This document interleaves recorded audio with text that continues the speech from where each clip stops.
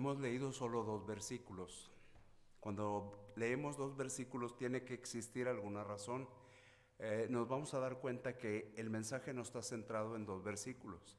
Necesitamos toda la idea. Si nosotros quisiéramos investigar por nosotros mismos toda la idea completa está del versículo 1 al versículo 25. Pero vamos a entender qué quiere decirnos Dios hoy.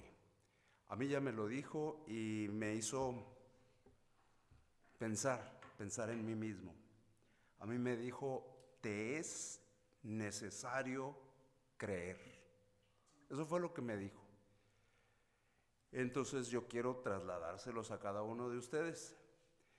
Antes de intentar hacerlo, vamos a tener una oración. Señor Dios, Padre Celestial, gracias te damos en este momento. Señor, nos damos cuenta que tú eres bueno, que tú tienes planes y propósitos. Nosotros, Señor, en nuestro pensamiento limitado, no sabemos lo que nos espera.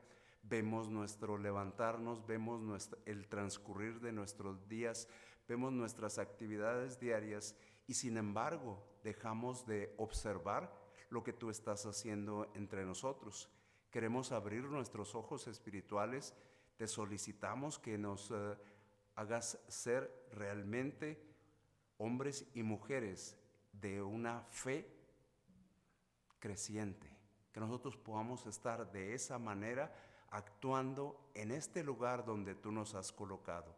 Te agradecemos, Señor, por todo lo que hemos recibido de ti el día de hoy. La oportunidad de ver, la oportunidad de hablar, la oportunidad de escuchar, la oportunidad de respirar, la oportunidad de comer, la oportunidad, tantas cosas, Señor, que si pudiéramos describirlas en este tiempo tan breve en que nos dirigimos a ti, sería una lista grande la que tendríamos que alargar y alargar y alargar. Y Señor, gracias por lo bueno que eres. Gracias porque tienes bendiciones para nosotros y te queremos solicitar que nosotros estemos entendidos de lo que tú quieres decirnos a través de tu palabra en este momento. Te lo pedimos por Jesucristo nuestro Señor. Amén. Decíamos entonces que Dios quiere hablar con nosotros. Dios quiere hablar con nosotros y nos quiere decir, te es necesario creer. Vimos Jueces 7, 7 y 8. Esa es la primera porción que tomé. Sin embargo, también tomé del 16 al 22. Digo nada más para que estemos entendidos dónde nos vamos a centrar. Muchos de los que están aquí saben la historia completa, no todos la saben la historia. Vamos a tener que ir dando un poquito de esa historia para imaginarnos qué fue lo que pasó. Tenemos que recordar, este pueblo, el pueblo de Israel, el pueblo de Dios, se va a enfrentar a un pueblo bastante superior en número y superior en todas las condiciones visibles. Un conflicto bélico. En nuestro tiempo son muy comunes los conflictos bélicos. Y de repente el presidente de un determinado país dice, la Tercera Guerra Mundial está a un paso. No lo sabemos, pero nosotros tenemos que atender. Vamos a no hablar de la tercera, vamos a recordar un evento en la Segunda Guerra Mundial, marzo 1945. Ya sé que ninguno de nosotros había nacido, pero sucedió este evento. En la Segunda Guerra Mundial, el ejército fantasma ayudó a las tropas estadounidenses a cruzar el río Rin y darles una base de operaciones que era vital en la Segunda Guerra Mundial. El ejército fantasma, ¿a quién se están refiriendo? Era un equipo de 1,100 hombres. Ese equipo de 1,100 hombres simuló ser un equipo de 30,000 hombres. ¿Qué usaron? ¿Qué usaron ellos? Usaron tanques inflables, efectos de sonido, los que estaban disponibles en ese tiempo, efectos de sonido de vehículos para que pareciera que había una gran cantidad de vehículos, efectos de sonido de explosiones para asustar al enemigo. Ese número pequeño de miembros de ese ejército fantasma, 1,100, al final logró que el enemigo tuviera temor y ellos pudieron avanzar y pudieron tomar la posición que era importante en ese momento. Esto se parece mucho a lo que estamos viendo, Josué 7, desde el 1 y hasta el 25. Al principio, recordarán, el número era grande. El número eran 32,000 que se van a enfrentar a el ejército contrario, el ejército de Madián, de los madianitas. Entonces, ellos son 32,000, pero ahí dice, vamos, si me acompañan, versículo 3. No lo voy a leer completo, tengo una parte resaltada para compartir.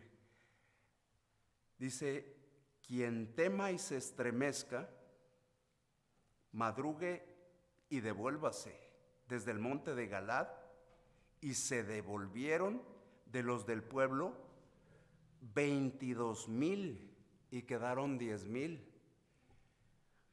10,000, pues si 22,000 tuvieron temor, imaginémonos cómo estaría el otro ejército. Debe haber sido muy superior. Para que 22,000 temieran, debe haber sido muy superior al otro ejército. Y sin embargo, quedan ahí 10,000. Decimos, bueno, 10,000 valientes. Pero Dios dice, versículo 2,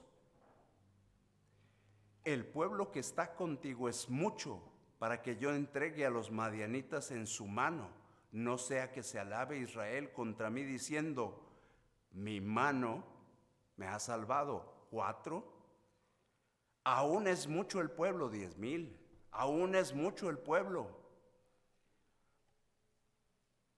Y les da instrucciones de la forma en la que se van a seleccionar los que van a quedarse.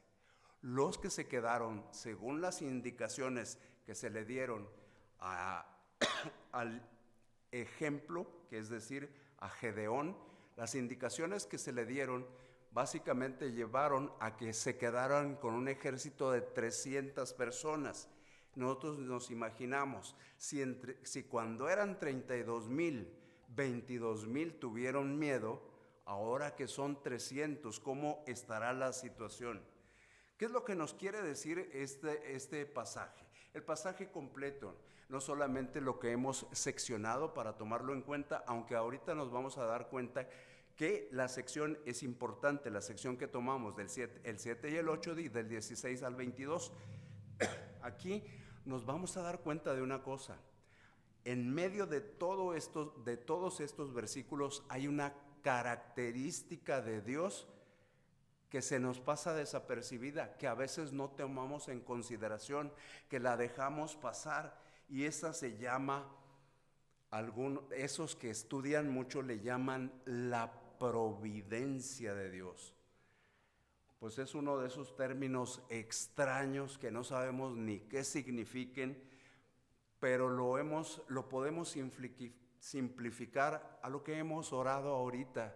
Ese cuidado que Dios tiene de nuestras vidas, ese cuidado amoroso y bondadoso, ese cuidado previsor, eso que nos sostiene, eso que nos mantiene en pie, eso que gobierna toda la creación. Eso es la providencia de Dios. Entonces nosotros tenemos que entender que todos los atributos de Dios están implicados. Recordamos aquellos pequeños eventos.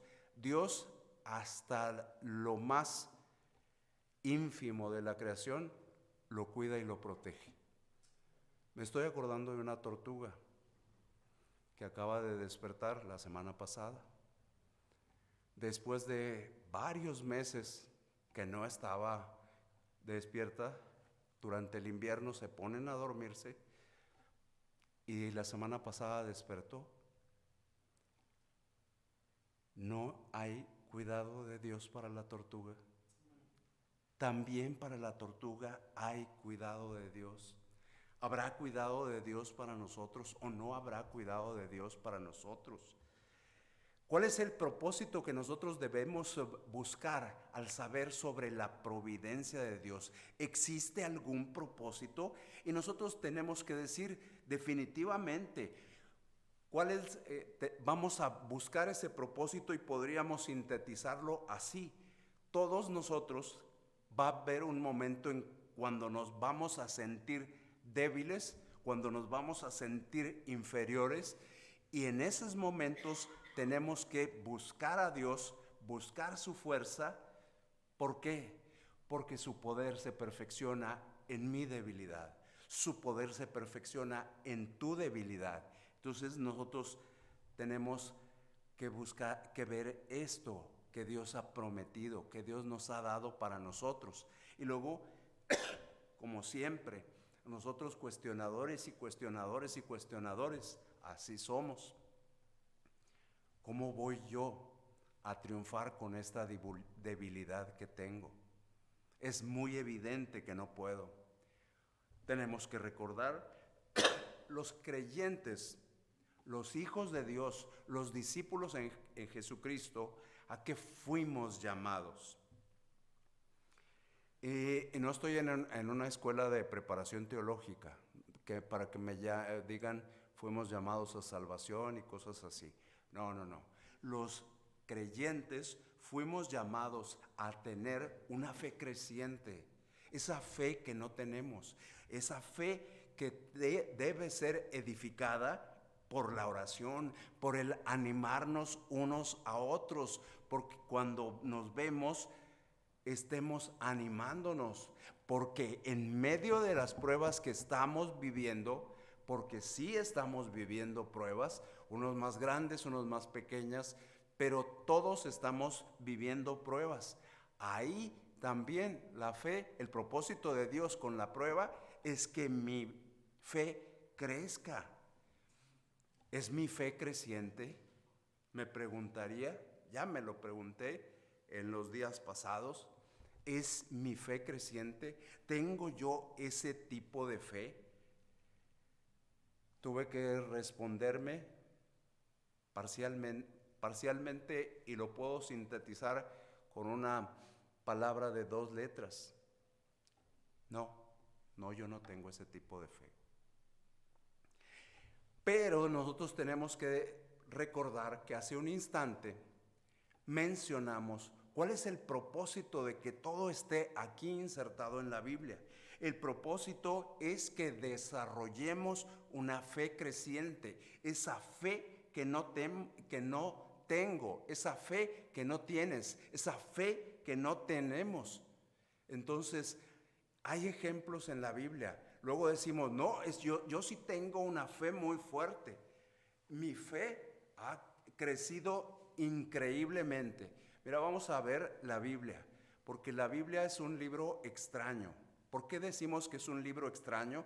Porque a Dios no le interesa pintar todo de color de rosa. A Dios le interesa la verdad, la realidad. Lucas 8:25. Si me ayudan, se los agradecería bastante.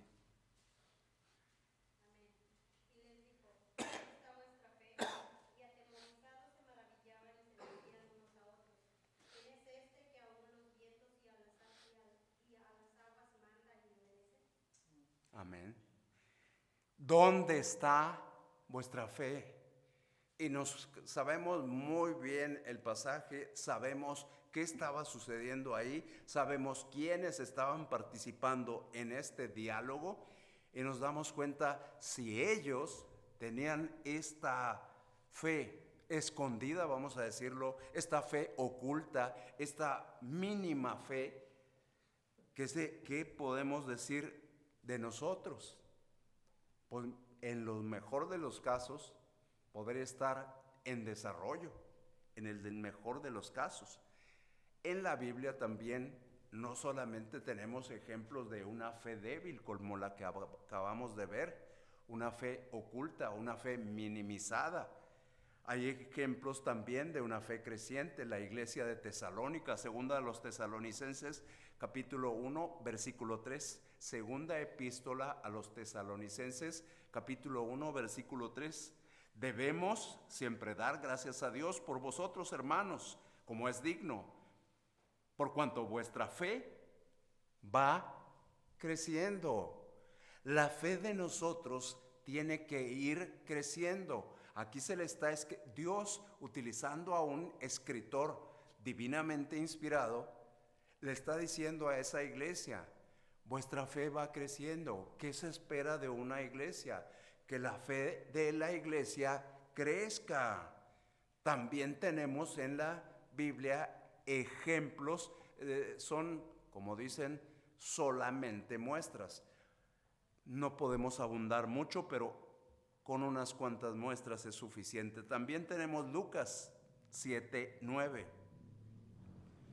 Una fe fuerte, una fe consolidada, una fe que daba ejemplo. Lucas 7:9 dice: al oír esto, Jesús se maravilló de él y volviéndose dijo a la gente que le seguía: os digo que ni aún en Israel he hallado tanta fe. ¿De quién es el ejemplo? De Centurión. El ejemplo es donde le dice: tengo esta situación, y el Señor Jesucristo quiere atenderla y dice: no es necesario que vayas para allá, con que tú digas es suficiente. Qué increíble clase de fe.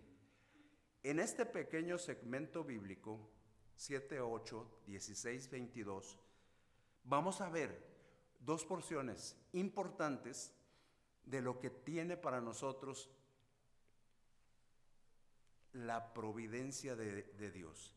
Vemos la palabra y la precisión. La palabra y la precisión. Leímos hace un instante Jueces 7, del 7 al 8. Y nosotros afirmamos, lo afirmamos en el conocimiento, pero tenemos que llegar a la experiencia. En el conocimiento nosotros decimos: la promesa divina se sustenta en la palabra de Dios. La promesa que Dios me hizo a mí y la promesa que Dios te hizo a ti se sustenta en la palabra de Dios. Pero nosotros ahí tenemos que decir: bueno, ¿y el pasaje dónde lo dice? Jueces 7:7. Jehová dijo a Gedeón. Jehová dijo a Gedeón. Ahí está el sustento de la promesa divina. En la palabra es donde está el sustento. La palabra de Dios. ¿Por qué es tan importante la palabra de Dios? ¿Qué características tiene la palabra de Dios? Y podríamos otra vez volver a pasarnos aquí la noche hablando de la palabra de Dios, pero vamos a ver algunos ejemplos. Salmo 33:4. Recta es la palabra de Jehová. Proverbios 35. Me espero un rato. Sirve que...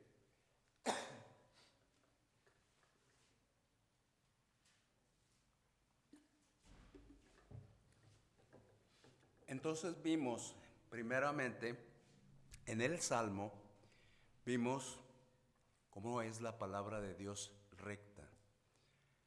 Y podemos compararla con el pensamiento humano. Vemos nuestros pensamientos, ves mis pensamientos, yo veo los tuyos. Vemos los pensamientos de la gente del mundo y nos damos cuenta que es difícil que la gente del mundo e incluso que nosotros que tengamos unos pensamientos rectos. Necesitamos empaparnos de la palabra de Dios. Necesitamos zambullirnos en la palabra de Dios. Saltamos a Proverbios 35. Y en Proverbios 35 limpia. Limpia y escudo. Limpia y escudo. Son dos características en un solo versículo. Para nosotros, nosotros tenemos que realmente atender. Ya entendemos por qué cuando a Gedeón le dice Dios, pues él se decide a confiar.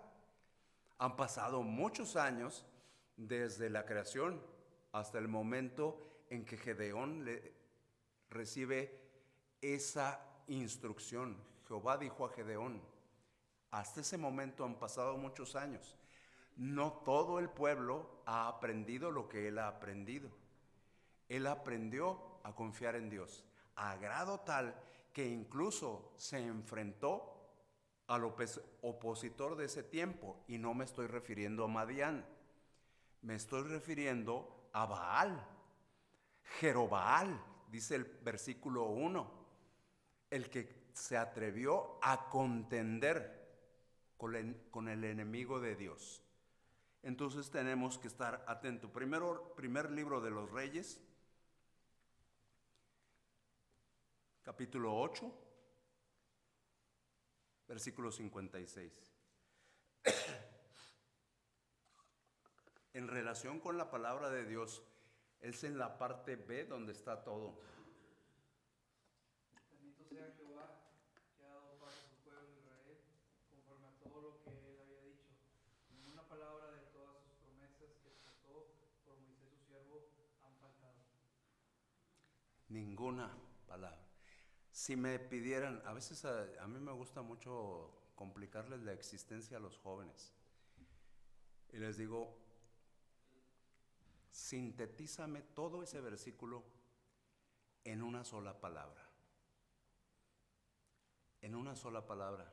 Claro, como los veo con la misma cara que hago yo, les digo, lo que sintetiza todo ese versículo es infalible. Ninguna palabra ha faltado. Ninguna palabra ha fallado. Todo lo que ha dicho Dios, todo se ha cumplido. Entonces, eso le dio a este hombre y nos debe dar a nosotros, le dio a este hombre, a Gedeón, la confianza. Me está diciendo que lo que tengo que hacer. Entonces le dio a él confianza. A nosotros también tiene que darnos confianza. ¿Por qué no tenemos esa confianza? Eso es una buena pregunta que debemos hacernos continuamente. Avanzamos al versículo 7, Jueces 7:7, donde estamos. Y no es todo el versículo 7. Vimos, Jehová dijo a Gedeón, la siguiente porción, os salvaré. En medio del versículo dices, entonces Jehová dijo a Gedeón, con estos 300 hombres que lamieron el agua, os salvaré. Entonces aquí nosotros vamos entendiendo el sustento para la promesa de Dios es su palabra. Y esa promesa de Dios es protección a la vida de ellos. Él había prometido darles protección, y cuando Dios promete algo, necesitamos entender que Dios ha prometido y nunca ha fallado.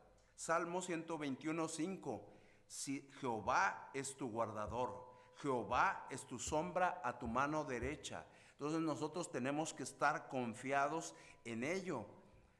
Nosotros tenemos temores, tenemos inquietudes, tenemos afanes, tenemos mil intranquilidades. Que si pasa esto, que si pasa aquello, que si pasa lo otro. Pero nosotros tenemos que recordar, primer libro de Samuel 2:9, Él guarda los pies de sus santos. Él guarda los pies de sus santos. Éxodo 23:20. Arturo. Éxodo 23:20. He aquí yo envío mi ángel delante de ti para que te guarde para que te guarde en el camino. Cuando nosotros vemos esto, entendemos esa confianza que les da ese os salvaré, os salvaré. Es una promesa de protección de parte de Dios, pero increíble. Y ellos decidieron confiar en esa promesa. También en el mismo versículo hay otra parte de esa promesa. Os salvaré y entregaré a los madianitas en tus manos. Hay la promesa de algo que solamente Dios iba a poder lograr. Recordemos, el ejército, 32,000. El que tenga miedo, retírese. Se retiran 22. ¿De qué tamaño sería el otro ejército? Así son las cosas en la vida cristiana. Exactamente igual. Otros tenemos que comprender que no es sencillo lo que estamos haciendo. No es sencillo y en muchas ocasiones hay muchos cuestionamientos, hay muchos pensamientos, hay diferencias, hay muchas cosas que nosotros tenemos que estar dispuestos a vivir confiando en que esto es temporal. Esto es por un tiempo y después viene la parte que nosotros estamos esperando, la parte de la promesa. Las promesas para ellos eran breves, eran cortas. Las promesas para nosotros son muy grandes. Entonces nosotros tenemos que atender a esto. Y nosotros podemos aquí, a este momento, decir, pues sí, pero ellos no padecían lo que estoy padeciendo yo. Si yo le creo a Dios, dice primer libro de Samuel 14:6, no es difícil para Jehová salvar con muchos o con pocos. No es difícil.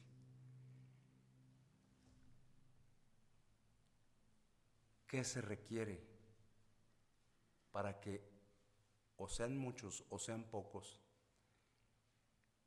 actuemos apropiadamente? Se requiere tener confianza. Se requiere tener confianza y esa es una parte difícil de encontrar entre nosotros. Confianza, porque estamos acostumbrados a lo que puedo hacer, a lo que puedo ver, a lo que puedo hacer. A eso estoy acostumbrado, a aquello que está fácilmente en mi control. Pero aquello de que ya no depende de mí, ahí es donde yo realmente batallo.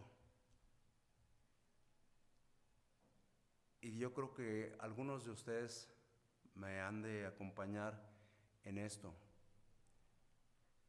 Nosotros tenemos que recordar qué somos.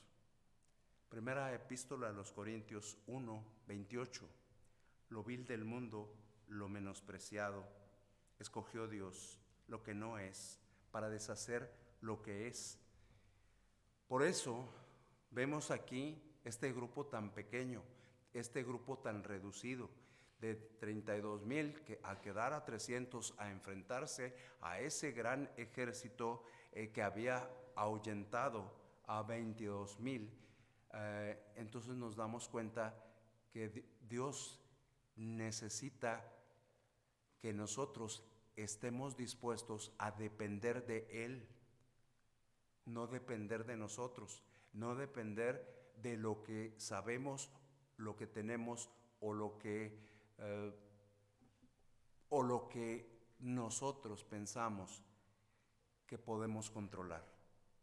Nosotros pensamos en eso y nosotros nos vamos. Ellos tenían una batalla bélica. Nosotros estamos enfrentando una batalla diferente, una batalla que no es bélica, pero necesitamos exactamente lo mismo que ellos necesitaron en ese momento. ¿Qué fue lo que necesitaron? Dijimos hace un instante, necesitaron de la palabra, porque en la palabra ellos encontraron protección y provisión. Entonces, eso es lo que necesitamos nosotros, comprender para depender de Dios, no depender de las cosas que nosotros estamos acostumbrados a observar como la organización, lo bien organizados que somos. Mi trabajo, que luego se acaba el trabajo y ya no tienes trabajo. Mi familia, ni en la familia a veces puedo confiar. Entonces, ¿en quién sí puedo confiar? ¿Quién nunca falla? ¿Quién siempre está ahí? El que siempre está ahí y que está dispuesto es nuestro Señor Jesucristo. Entonces, tenemos que hacer que nuestra fe, nuestra confianza en Él esté cimentada en sus promesas, no tanto en todo lo que hemos revisado. Ellos tuvieron una fe creciente, porque había que confiar, y solo 300 decidieron confiar. Si lo trajéramos a nosotros, ¿cuántos decidirían confiar en Dios? Posiblemente 2, posiblemente 3. Confiar como confiaron ellos. Nosotros dijimos también, hemos sido llamados a que nuestra fe crezca. Hemos visto cómo es importante para que nuestra fe crezca creer en la palabra de Dios. Creer en la palabra de Dios. Lo he mencionado, espero que también aquí, siempre lo digo en los mismos sitios. Creer en Dios, cualquiera cree en Dios. Creerle a Dios, no cualquiera le cree a Dios. Aparte, ahora sí, del 16 al 22 que no leímos hace un instante, lo voy a leer. Les pido que me sigan. De ahí vamos a tomar una porción muy pequeña, pero vamos a leerlos. Y repartiendo los 300 hombres en 3 escuadrones, dio a todos ellos trompetas en sus manos y cántaros vacíos con teas ardiendo dentro de los cántaros. Y les dijo, miradme a mí y haced como hago yo. Y he aquí que cuando yo llegue al extremo del campamento, haréis vosotros como hago yo. Yo tocaré la trompeta y todos los que estarán conmigo y vosotros tocaréis entonces las trompetas alrededor de todo el campamento y diréis, por Jehová y por Gedeón. Llegaron pues Gedeón y los 100 hombres que llevaban consigo al extremo del campamento al principio de la guardia de la medianoche, cuando acababan de renovar los centinelas, y tocaron la trompeta y quebraron los cántaros que llevaban en sus manos. Y los 3 escuadrones tocaron las trompetas y quebraron los cántaros, tomaron en la mano izquierda las teas y en la derecha las trompetas con las que tocaban, y gritaron por la espada de Jehová y de Gedeón. Y se estuvieron firmes cada uno en su puesto en derredor del campamento. Entonces todo el ejército echó a correr dando gritos y huyendo, y los 300 tocaban las trompetas, y Jehová puso la espada de cada uno contra su compañero en todo el campamento, y el ejército huyó hasta Bet-sita en dirección de Serera y hasta la frontera de Abel-mehola en Tabat. Entonces, aquí, ¿qué vemos aquí? lo que vemos es la precisión de lo que se les había pedido. La precisión, la puntualidad de Dios, la fidelidad de Dios, las cosas que necesitas saber. Yo lo voy a hacer, pero necesitas confiar en que yo lo voy a hacer.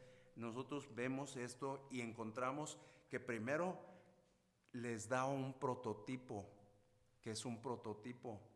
Los jóvenes son los que saben eso y algunos más. El prototipo es el ejemplo. Dice el versículo 17, miradme a mí y haced como hago yo. El prototipo es un ejemplo a seguir. Entonces, Gedeón aquí funciona como ejemplo. Nosotros tenemos que estar viendo la vida de Gedeón. La vida de Gedeón está capítulo 6, capítulo 7, capítulo 8 y los primeros 6 versículos del capítulo 9. Esta es la vida de Gedeón. Nos damos cuenta de algunas cosas importantísimos como el momento en el que él recibe de parte de Dios la encomienda que de lo que iba a hacer, responde a su llamado y se lanza confiando en Dios contra Baal. Entonces ahí está el ejemplo de este hombre. Ellos tuvieron su ejemplo. Nosotros tenemos ejemplo. Claro que tenemos. Nosotros tenemos nuestro prototipo, nuestro ejemplo, y ese es el Señor Jesucristo. Y no hay más.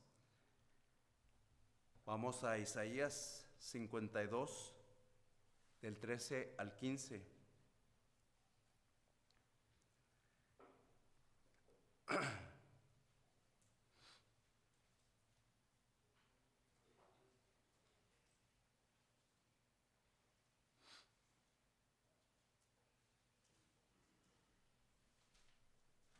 He aquí que mi siervo será prosperado, será engrandecido, exaltado, será puesto muy en alto, como se asombraron de ti muchos, de tal manera fue desfigurado de los hombres su parecer y su hermosura más que la de los hijos de los hombres. Así asombrará él a muchas naciones, los reyes cerrarán ante él la boca, porque verán lo que nunca les fue contado y entenderán lo que jamás habían oído. Esa es la parte sorprendente. Es la parte hermosa de este capítulo 52. Ese versículo 15 es sorprendente, porque así asombrará él a las naciones, a muchas naciones. Los reyes cerrarán ante él la boca. Ese es el ejemplo a quien nosotros estamos siguiendo. Ese es nuestro maravilloso ejemplo. Ese es Jesucristo. Y nosotros, usando una pregunta que está en otra situación, podríamos decir, ¿qué más decir de Jesucristo? Tendríamos que revisar tantas cosas que se han dicho y no acabaríamos. Y finalmente diríamos, ¿qué más digo? El domingo tuvimos la oportunidad de estar con los jóvenes y les preguntaba yo que con una palabra dijeran cuál era la importancia personal que tenía Jesucristo en sus vidas. Yo me sorprendo con un joven que realmente viene poco y dice, para mí Jesucristo es mi salvavidas. No se explica por qué. Esto, qué increíble experiencia. Y cada uno fue dando su experiencia.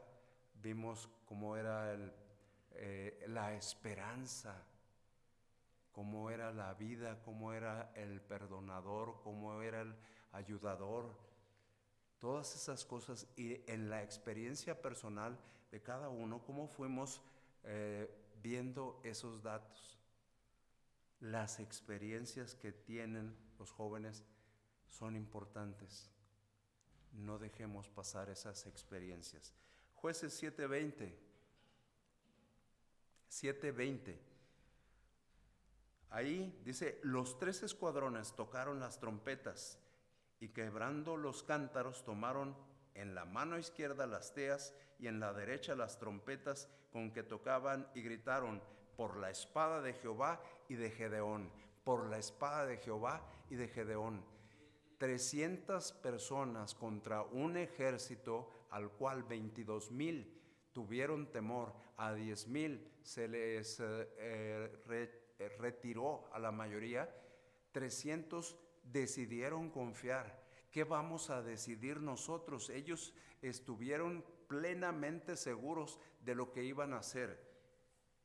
Y nosotros tenemos que entender, en la palabra de Dios dice, no os hagáis perezosos, sino imitadores de aquellos que por la fe y paciencia heredan las promesas.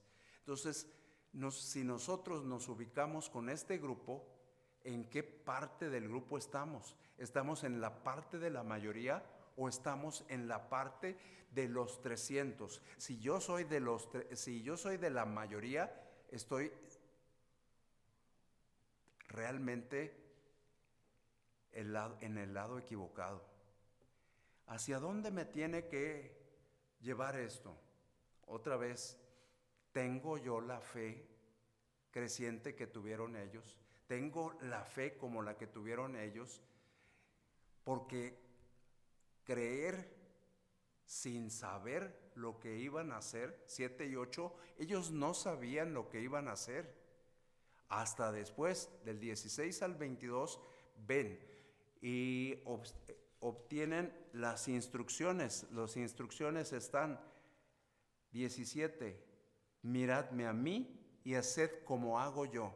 Miradme a mí y haced como hago yo.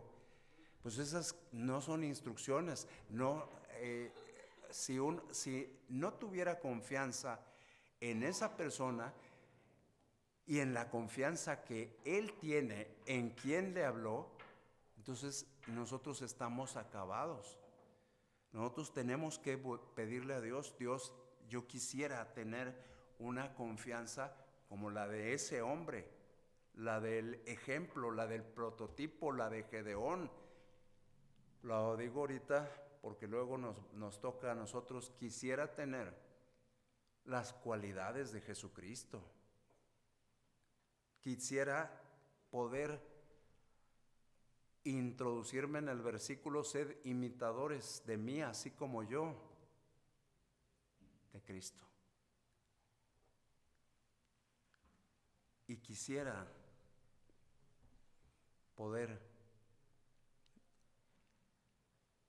en este momento pensar en mi angustia, en mi tribulación, y quisiera que tú pensaras en tu angustia y en tu tribulación. De algunos puedo conocerlas. Algunas oraciones lo han expresado. Y poder decir, necesito confiar más. Necesito hacer más. Necesito ir más de donde he llegado. Lucas 5:4 y 5:5.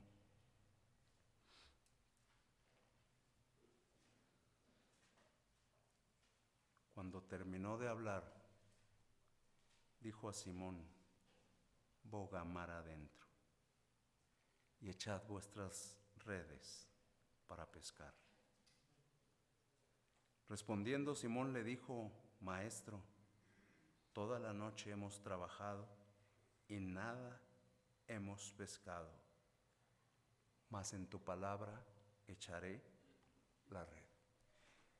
Siempre hay, la fórmula se repite, la misma fórmula que vimos al inicio es la que vemos aquí cuando se le dice, sigue mar adentro, métete nuevamente al mar y continúa. Y haz esto. Ya estamos cansados, somos expertos, somos los que sabemos, pero en tu palabra voy a confiar. ¿En qué estamos confiando? Si yo estoy confiando en mis fuerzas, estoy perdido. Si tú estás confiando en tu capacidad, yo no tengo que pensar por ti, pero pensemos, si yo estoy confiando en mi capacidad, estoy perdido. ¿En qué estoy confiando? Necesitamos tener una fe creciente. Necesitamos crecer en confianza. Confianza no en nosotros mismos, no en las cosas que podemos tocar, contar, ver, oír, sino en aquellas cosas que no podemos hacer con nuestras manos. Necesitamos confiar en Jesucristo. Vamos a tener una oración en este momento y que sea Dios el que nos ayude. Señor Dios, Padre Celestial, en este momento, Señor, en este momento vemos las pruebas que estamos teniendo. Cada uno de nosotros está teniendo pruebas, está teniendo dificultades, está teniendo situaciones difíciles. Y nosotros queremos pensar en ti, solamente en ti. Queremos que realmente se vuelva una realidad en nuestras vidas aquello de que confiamos plenamente en ti, de que tú eres nuestro amparo y nuestra fortaleza, nuestro pronto auxilio en las tribulaciones. Esto lo sabemos de memoria, pero tiene que ser una realidad en nuestras vidas. Tiene que ser algo de lo cual nos podamos tomar, algo en lo cual nos podamos sostener, algo de lo cual podamos compartir. Quienes estamos aquí hemos tenido una experiencia contigo, una experiencia de salvación, tal y como los discípulos que fallaron. ¿Dónde está vuestra fe? ¿Dónde está nuestra fe? ¿En qué está puesta nuestra fe? ¿Está puesta en el lugar correcto? ¿Está puesta en la persona de Cristo? ¿Está puesta en su sacrificio? ¿En qué está puesta la fe de Jesucristo? ¿La fe nuestra está puesta realmente en Jesucristo? ¿O está puesta en situaciones externas? Es tiempo en el cual nosotros tenemos que decir, me he equivocado y he confiado en cosas que realmente no son firmes. He confiado en mi capacidad, en mi talento, en mis recursos. Y he dejado de confiar en ti.